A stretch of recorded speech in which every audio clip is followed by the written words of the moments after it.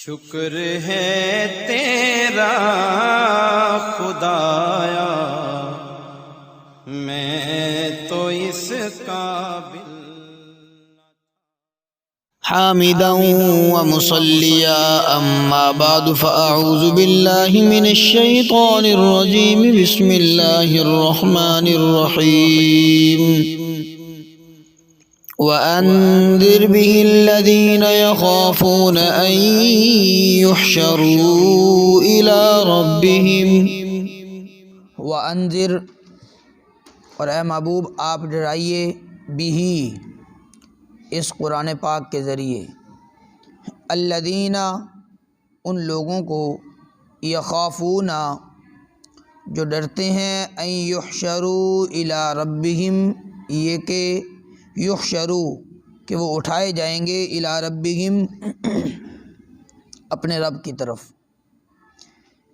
لیس لہم من دونہ ولی نہیں ہے ان کے لیے من دونی اللہ کے علاوہ ولی کوئی حمایتی، کوئی دوست، ولا شفیع اور نہ ہی کوئی سفارشی، لعلہم یتقون تاکہ وہ پرہیزگار ہو جائیں۔ تو اس آیت مبارکہ کے اندر قرآن مجید فرقان حمید کے ذریعے لوگوں کو تبلیغ کرنے کا حکم ہے کہ اے محبوب آپ اس قرآن پاک کے ذریعے لوگوں کو تبلیغ فرمائیے، انہیں ڈرائیے جہنم کے عذابات سے۔ اور اس سے مراد جنہیں ڈرایا جا رہا ہے یہ مشرکین ہیں، جو بتوں کی پوجا پاٹ کرنے والے لوگ ہیں۔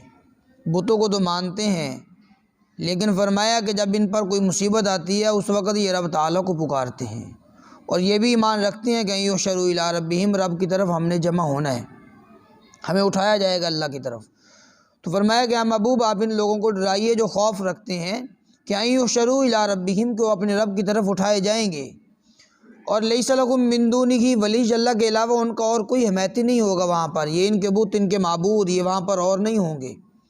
ولا شفیع اور نہ ہی ان کا کوئی سفارشی ہوگا۔ آپ انہیں ڈرائیے لعلہم یتقون، امید ہے کہ یہ لوگ بھی پرہیزگار ہو جائیں، شاید کہ یہ لوگ پرہیزگار بن جائیں۔ ولا تطرد الذین یدعون ربہم بالغداۃ والعشی، نہ آپ دور کریں الذین ان لوگوں کو یدعون ربہم جو پکارتے ہیں اپنے رب کو، بالغداۃ والعشی صبح اور شام، یریدون وجہ اور وہ چاہتے ہیں وجہ اس کی رضا کو، اللہ کی رضا کو وہ چاہتے ہیں۔ شان نزول اس صورت کا ان آیت مبارکہ کا یہ ہے کہ آقا علیہ الصلوۃ والسلام کی بارگاہ اقدس کے اندر چند ایک لوگ آئے سرداران قریش، وہ کہنے لگے کہ ہم آپ کے پاس آ کر ہمارا دل چاہتا ہے کہ ہم آپ کی باتوں کو سنیں، لیکن مجبوری یہ ہے کہ آپ کے پاس رذیل قسم کے لوگ بیٹھے ہوتے ہیں، ہمارے آزاد کردہ جو غلام ہوتے ہیں وہ، یا ہم میں جو کم درجے کے لوگ ہیں پھٹے پرانے ان کے کپڑے ہیں، اور اس طرح کے جو بالکل غرباء ہیں وہ آپ کے پاس آتے ہیں، اور ہم سارے کے سارے اشراف ہیں۔ ہم یہ چاہتے ہیں کہ ہم بھی آپ کی بات کو سنیں، آپ کی بات کو تسلیم کریں، لیکن ان لوگوں کے ساتھ بیٹھنا یہ ہماری شان نہیں ہے۔ جب ہم آپ کے پاس آئیں تو آپ ان لوگوں کو اٹھا دیا کریں اپنی مجلس سے، تو ہم آپ کی بات کو تسلیم کریں گے، آپ کی بات کو سنیں گے۔ تو سیدنا فاروق اعظم رضی اللہ تعالیٰ عنہ نے ارشاد فرمایا یا رسول اللہ صلی اللہ تعالیٰ علیہ وسلم آپ ان کی اس بات کو بھی ایک مرتبہ تسلیم کر لیں، شاید کہ یہ لوگ مسلمان ہو جائے۔ تو روایات میں آتا ہے کہ آقا علیہ الصلوۃ والسلام کا بھی کچھ نہ کچھ ارادہ تھا، لیکن عمل نہیں کیا تھا، اس بات پر عمل نہیں ہوا تھا کہ رب کائنات نے ان آیات مبارکہ کا نزول فرمایا وَلَا تَطْرُدِ الَّذِينَ يَدْعُونَ رَبَّهُمْ، اے محبوب آپ نہ دور کریں ان لوگوں کو یدعون ربہم جو اپنے رب کو پکارتے ہیں، بالغداۃ والعشی صبح اور شام اپنے رب کو یاد رکھتے ہیں، اور یریدون وجہ اور وہ چاہتے ہیں اللہ کی رضامندی، وہ اللہ کی رضا کو چاہنے کے لیے وہ ہر وقت آپ کے پاس موجود ہوتے ہیں، اگرچہ وہ بہت امراء نہیں ہیں، وہ بہت امیر لوگ نہیں ہیں، وہ غرباء ہیں، وہ فقراء ہیں، وہ آپ کے پاس آ کر بیٹھتے ہیں۔ تو اے محبوب آپ ان کو اپنی مجلس سے نہ اٹھائیے، ان شرفاء کی خاطر، ان اشراف کی خاطر، یہ جو قریش کے سردار ہیں ان کی خاطر آپ ان غرباء کو اپنی طرف سے نہ، اپنی مجلس سے نہ اٹھائیے۔ ما علیک من حسابکم من شیء وما من حسابک علیہم من شیء، نہیں ہے آپ پر آپ کے ذمے من حسابہم ان کے حساب میں سے من شیء کچھ بھی، یعنی وہ جو کافر ہیں اگر وہ ہدایت پر نہ آئے، وہ اسلام پر ان کی موت نہ ہوئی، ساری زندگی وہ جناب اپنے کفر و شرک کے اندر رہے، تو اس کے متعلق آپ سے نہیں پوچھا جائے گا، جیسا کہ آپ کے اعمال کے متعلق ان سے نہیں پوچھا جائے گا، اسی طرح ان کے اعمال کے متعلق آپ سے بھی نہیں پوچھا جائے گا۔ ما علیک من حسابہم، آپ کے ذمے نہیں ہے ان کا حساب، من شیء کچھ بھی، ذرا برابر بھی آپ کے ذمے نہیں ہے، بس آپ کا کام علینا الا البلاغ، آپ انہیں فرما دیں وما علینا الا البلاغ، میرا کام تو صرف پہنچا دینا ہے بس، باقی ماننا نہ ماننا، صحیح رستے کو تسلیم کرنا نہ کرنا وہ آپ کی ذمہ داری ہے۔ فرمایا وما من حسابک علیہم من شیء، اور نہیں ہے آپ کا حساب ان پر من شیء کچھ بھی، ذرا برابر بھی ان پر آپ کا حساب نہیں ہے، آپ کا حساب آپ سے ہوگا، ان کا حساب ان سے ہوگا۔ فتطردہم، پس آپ انہیں دور کر دو ان اشراف کو، فتکون من الظالمین، اگر آپ ایسا نہیں کریں گے فتکون من الظالمین تو اس وقت آپ بے انصاف لوگوں میں سے ہو جائیں گے، انصاف سے دور جو لوگ ہوتے ہیں پھر آپ ان میں سے ہو جائیں گے۔ جو لوگ پہلے اسلام لا چکے ہیں، اسلام پر آ چکے ہیں، آپ انہی لوگوں کو پابند فرمائیے، آپ انہی لوگوں کو دین کے احکام سمجھائیے، انہی لوگوں کو اپنی مجلس کے اندر بٹھائیے، بس دوسرے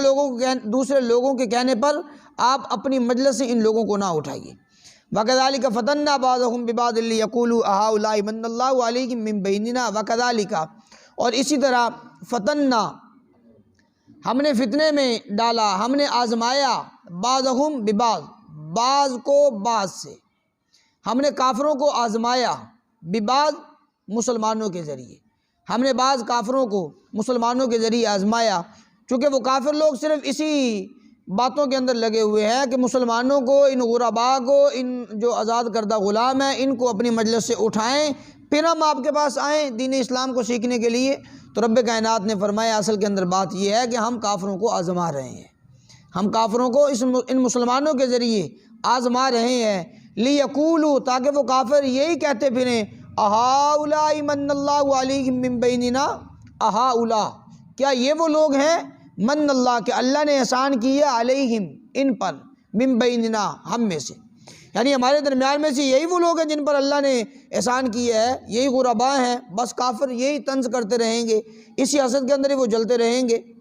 وہ یہی باتیں کرتے رہیں گے۔ کیا یہ مسلمان ہیں کہ جن پر اللہ نے احسان کیا، ان کو اسلام کی دولت عطا کی ہے، ان کے کپڑے دیکھو جی پھٹے پرانے ہیں، اور یہ ہمارے آزاد کردہ غلام ہیں۔ اب ان کے اندر تھے حضرت بلال رضی اللہ تعالیٰ، حضرت صہیب، حضرت مقدار، حضرت ابن عباس رضی اللہ تعالیٰ عنہ، ابن مسعود رضی اللہ تعالیٰ عنہ، یہ سارے کے سارے لوگ یہ آقا علیہ الصلوۃ والسلام کے پاس بیٹھتے تو سرداران قریش وہ کہتے کہ ان لوگوں کو یہاں سے اٹھاؤ، پھر ہم آپ کی بات کو تسلیم کریں گے۔ تو رب کائنات نے فرمایا در حقیقت یہ کافروں کی آزمائش ہے، کافر صرف یہی کہتے پھریں گے لیقولوا اہؤلاء من اللہ علیہم من بیننا، کیا یہ وہ لوگ ہیں کہ اللہ نے ان پر احسان کیا ہمارے درمیان میں سے، الیس اللہ بعالم بالشاکرین، کیا نہیں ہے اللہ بعالم خوب جاننے والا بالشاکرین حق کو ماننے والے کو، جو شکر کرنے والے ہیں ان کو اللہ جاننے والا نہیں ہے، اللہ تو خوب جانتا ہے۔ وَإِذَا جَاءَكَ الَّذِينَ يُؤْمِنُونَ بِآيَاتِنَا، اور جب آئیں آپ کے پاس اے محبوب، آپ کے پاس آئیں الذین وہ لوگ یؤمنون جو ایمان لے کر آئے بآیاتنا ہماری آیات پر، جن لوگوں نے ہماری آیات پر پکا ایمان رکھا، سچے مسلمان ہیں، جب وہ آپ کے پاس آئیں تو فقل سلام علیکم کتب ربکم علی نفسہ الرحمہ۔ اس آیت مبارکہ کے اندر رب کائنات نے اصحاب علیہم رضوان کی دل جوئی بیان فرمائی۔ اے محبوب، آپ نے جو ارادہ فرمایا تھا ان لوگوں کو اپنی مجلس سے اٹھانے کا، ممکن ہے ان لوگوں کے دل پر یہ بات گراں گزری ہو، ان مسلمانوں کا، ان غرباء کا وہ دل دکھا ہو اس بات سے کہ ہم نے تو پہلے اسلام قبول کیا ہے، لیکن آقا علیہ الصلوۃ والسلام نے ارادہ فرما لیا ہمیں یہاں سے اٹھانے کا، ان شرفاء کے لیے، ان بڑے بڑے سرداروں کے لیے۔ تو اے محبوب آپ ان کی دل جوئی فرمائیے، اب آپ ان لوگوں کی دل جوئی فرمائیے۔ دل جوئی کے اندر کیا؟ پہلا حکم آقا علیہ الصلوۃ والسلام کو رب کائنات نے یہ فرمایا کہ اے محبوب جب یہ لوگ آپ کے پاس آئیں آپ پہلے ان کو سلام فرمائیے، یہ ایک دل جوئی ہوتی ہے، آپ پہلے ان کو سلام فرمائیے، اور فرمایا کہ آپ ان کے لیے دعائے رحمت فرمائیے، دعائے رحمت ان لوگوں کے لیے، تاکہ ان لوگوں کی دل جوئی رہے اور یہ اسلام پر، ایمان پر یہ کاربند رہیں، یہ مستقیم رہیں۔ تو فرمایا وَإِذَا جَاءَكَ الَّذِينَ يُؤْمِنُونَ، جب آئیں آپ کے پاس الَّذِينَ وہ لوگ یؤمنون بِآیاتنا جو ایمان لے کر آئے ہماری آیات پر، تو فقل سلام علیکم، تو آپ فرمائیے سلام علیکم، تم پر سلامتی ہو، سلام ہو تم پر۔ کتب ربکم علی نفسہ الرحمہ، لکھ دیا تمہارے رب نے علی نفسہ، اپنے آپ پر، رحمہ، رحمت کو، اللہ نے اپنے آپ پر رحمت کو لازم کر لی ہے، اللہ نے اپنے آپ پر فضل و کرم کو لازم کر رکھا ہے، رب کائنات نے اپنے ذمے رحمت کو لے رکھا ہے۔ انہ من عامل منکم سوءا بجہالہ، انہ بے شک، من عامل جو شخص عمل کرے، منکم تم میں سے، سوءا کوئی برا، بجہالہ جہالت کی وجہ سے، نادانی کی وجہ سے تم میں سے کوئی شخص برا عمل کر بیٹھا، ثم تاب من بعدہ، پھر اس کے بعد اس نے توبہ کر لی، اس برائی کرنے کے بعد اس بندے نے